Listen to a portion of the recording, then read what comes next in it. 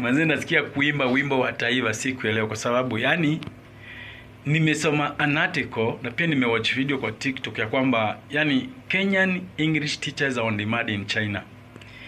Yani nimejua ni kwa nini Chinese hawajawahi taka kutukimbiza mbio sana kwa sababu ya mandeni. Nimejua ni kwa nini.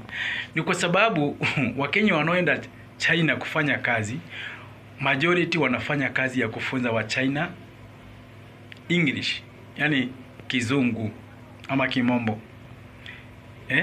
Ndio maana wakamwalika President Ruto huko kusudi akaweze kuongezea walimu zaidi, na pia wakaweze kutengeneza relationship ya kwamba the Chinese wako na shida ya kuongea kizungu, wako na shida na kusoma kupata funzo la kizungu, na msaada mkubwa unatoka Kenya. So Kenya tuko na shida ya pesa, Chinese wako na shida ya English. Na in that conversation wakisema ya kwamba English ya Kenya is more recommendable even than ya South Africa. So in Africa, Kenya tunaongoza number 1 na kujua kizungu na kukiongea kizungu. Makofi. Makofi tena kwa Wakenya. Congratulations Kenya.